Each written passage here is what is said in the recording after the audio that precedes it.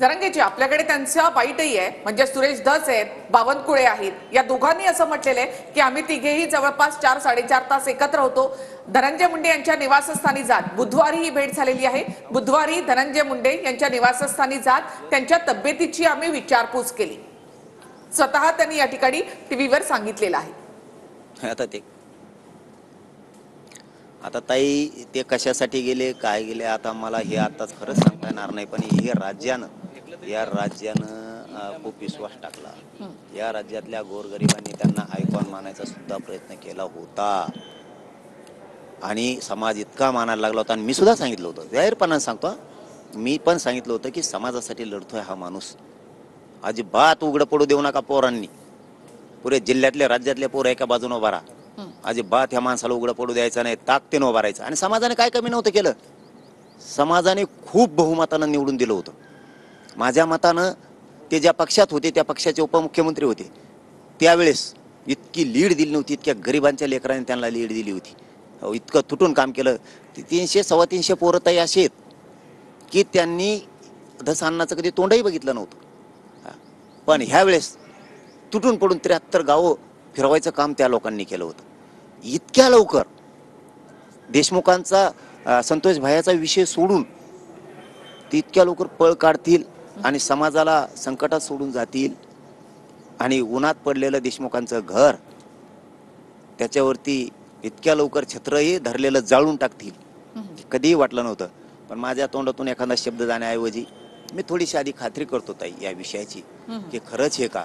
पण हे मात्र दुर्दैव आहे, जर खरं असेल तर हे दुर्दैव आहे एका खून केलेल्या माणसानं की त्यांनी खून खंडाण्या मागायला लावल्यात. सगळा समाज, वंजारी समाज सुद्धा विटीस धरला, ओबीसी समाज विटीस धरला, खून बलात्कार करू करू मराठीही मारले.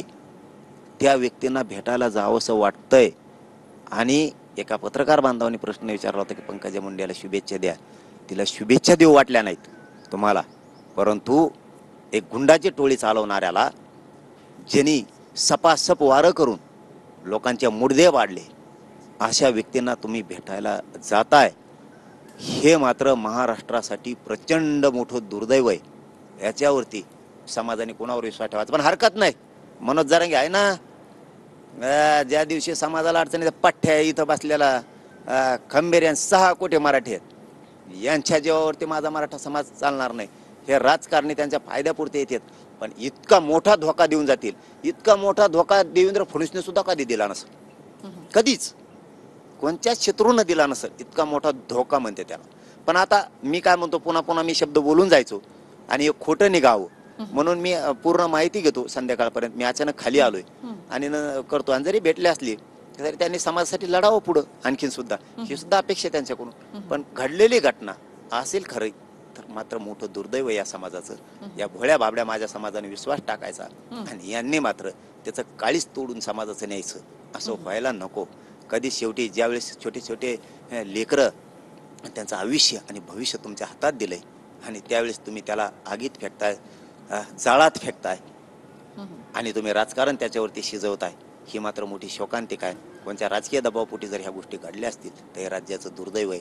खूप लोकांना वाटत होतं की हा माणूस महादेव मुंडेसाठी लढतोय, महादेव गीतेसाठी लढतोय, आंधळेंसाठी लढतोय, संतोषभाई देशमुखांसाठी लढतोय, सोमनाथ सूर्यवंशीसाठी लढतोय, योजना आहेत मोठमोठाल्या त्याच्यासाठी लढतोय, ते भ्रष्टाचार केलेल्या, की आज मात्र या राज्याला एक खमक्या माणूस मिळाला आणि हा माणूस निर्भीडपणे काम करतोय कोणाला न भेटा. पण तुम्ही राजकारण डोक्यात ठेवून ते विचार ठेवून जर समाजाची दगाफटका करणार असाल, हा समाज जितका भोळा बाबडा आहे, जितका विश्वास टाकतो ना, तितका नीट सुद्धा करतो माणसाला. इतका कट्टर आणि कणखर हे मराठा आहे, हे नीट सुद्धा करतो दग्यात दगे देणाऱ्यांना. हे लक्षात